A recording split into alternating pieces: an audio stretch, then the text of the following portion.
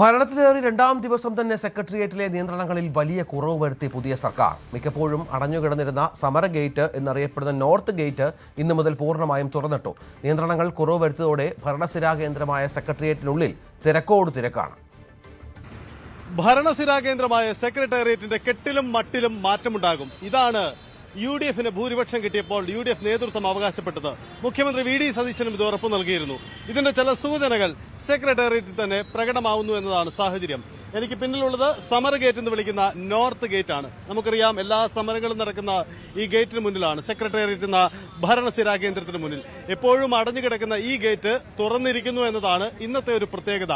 ഇത് മാത്രമല്ല, വലിയ മാറ്റങ്ങൾ വേറെയും സെക്രട്ടേറിയറ്റിൽ പൊതുവിൽ ഉണ്ടായിട്ടുണ്ട് എന്നതാണ് സാഹചര്യം.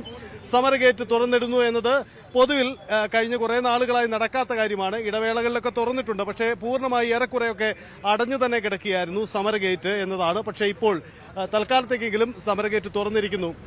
ഇതിനി സ്ഥിരമായി തുറന്നു കിടക്കോ? എല്ലാ ദിവസവും തുറന്നു കിടക്കും. എല്ലാ സമയവും തുറന്നു കിടക്കുമെന്ന് ചോദിച്ചു കഴിഞ്ഞാൽ അത് സാഹചര്യത്തിനനുസരിച്ചായിരിക്കും. അതായത് എല്ലാ സമരങ്ങളും, സംസ്ഥാന സർക്കാരിനെതിരെയുള്ള സകല സമരങ്ങളും സമാപിക്കുന്ന മണ്ണാണിത്. ഈ ഗേറ്റിന് മുന്നിലാണ് സമാപിക്കുന്നത്. സമരങ്ങൾ വരുമ്പോൾ സുരക്ഷാ കാരണങ്ങളാൽ ഗേറ്റുകൾ അടയ്ക്കപ്പെടും. സമരം കഴിഞ്ഞാലുടൻ ഈ ഗേറ്റ് വീണ്ടും പ്രവൃത്തി സമയത്ത് തുറക്കപ്പെടുമെന്നാണ് ഞങ്ങൾക്ക് മനസ്സിലാക്കാൻ കഴിഞ്ഞിട്ടുള്ളത്. വലിയൊരു മാറ്റമാണ് കേരളത്തിൽ സംഭവിച്ചിരിക്കുന്നത്. സെക്രട്ടേറിയറ്റിൽ ഇതിനപ്പുറം മറ്റിടങ്ങളിലൊക്കെ മാറ്റമുണ്ടോ? മറ്റു ഗേറ്റ്, കന്റോൺമെന്റ് ഗേറ്റിലൊക്കെ എൻട്രി ഇനി എളുപ്പമുണ്ടായിട്ടുണ്ടോ? അല്ല, പഴയ രീതിയിലുള്ള രാവണൻ കോട്ട എന്നുള്ള രീതിയിലുള്ള സമീപനം സെക്രട്ടേറിയറ്റിന് ഉണ്ടാകുമെന്ന് തോന്നുന്നില്ല. മറിച്ച് ആവശ്യമായ സുരക്ഷാ ക്രമീകരണങ്ങൾ വരുത്തുന്നതിൽ ഒരാളും എതിർക്കുമെന്നും തോന്നുന്നില്ല. മറിച്ച് എല്ലാവരെയും അകറ്റി നിർത്തുക, മാധ്യമങ്ങൾക്ക് ഒരു തരത്തിലുള്ള പ്രവേശനവും അനുവദിക്കാതിരിക്കുക, പൊതുജനങ്ങളെ കയറ്റാതിരിക്കുക, അവർക്ക് നേരിട്ട് മുഖ്യമന്ത്രിയെയും മറ്റു മന്ത്രിമാരെയും കാണാതിരിക്കാവുന്ന ഒരവസ്ഥ അതിനുണ്ടാകില്ല എന്നുള്ള കാര്യം ഉറപ്പാണ്. അതാണ് സാഹചര്യം. എന്തായാലും സെക്രട്ടേറിയറ്റിലെ കോൺഗ്രസ് അനുകൂല സംഘടനാ നേതാക്കൾ കൂടിയാണ് ഉറപ്പ് നൽകുന്നത്. നോക്കൂ, സെക്രട്ടേറിയറ്റ് നോർത്ത് ഗേറ്റ് സന്ദർശന സമയം വൈകുന്നേരം 3 മുതൽ 5 വരെ. ഈ സമയങ്ങളിൽ ഇനി മുതൽ തുറന്നിരിക്കും ഈ ഗേറ്റ് എന്നാണ് പറയുന്നത്.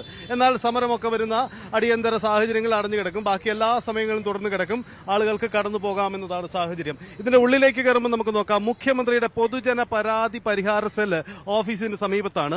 സാധാരണ ഈ സമര ഗേറ്റിലൂടെ വന്നാൽ ആളുകൾക്ക് പെട്ടെന്ന് പ്രവേശിക്കാവുന്ന ഇടമാണ്. പക്ഷേ അത് മുൻകാലങ്ങളിൽ അടഞ്ഞു കിടന്നുകൊണ്ട് തന്നെ ആളുകൾക്ക് തൊട്ടു പുറകിലുള്ള കന്റോൺമെന്റ് ഗേറ്റ് വഴി പ്രത്യേക പാസൊക്കെ എടുത്ത് വേണം ഇവിടേക്ക് എത്താൻ. പക്ഷേ ഇനി മുതൽ അതുണ്ടാവില്ല. സുതാര്യമാണ്, എല്ലാ സംവിധാനങ്ങളും മാറി എന്നതാണ് ഇവർ അവകാശപ്പെടുന്ന കാര്യം. എന്തായാലും സർക്കാർ അധികാരത്തിലേറി രണ്ടാം ദിവസം തന്നെ സമര ഗേറ്റ് അടക്കം തുറന്നിടുന്നു എന്നതാണ് പ്രധാനപ്പെട്ട കാര്യം. ഇത് ഒരു വലിയ മാറ്റത്തിന്റെ ഭാഗമാണ് എന്നുകൂടിയാണ് അവകാശപ്പെടുന്നത്. തീരുന്നില്ല, സെക്രട്ടേറിയറ്റിനകത്തേക്കുള്ള മറ്റ് പ്രവേശനങ്ങൾക്കൊക്കെ മാധ്യമങ്ങൾക്കടക്കമുള്ള നിയന്ത്രണങ്ങളൊക്കെ മാറുന്നു എന്നതാണ്. അങ്ങനെയെങ്കിൽ 10 വർഷത്തിന് ശേഷം ഒരു ശൈലി മാറ്റം എല്ലാ അർത്ഥത്തിലും പ്രകടമാവുകയാണോ എന്നതാണ്.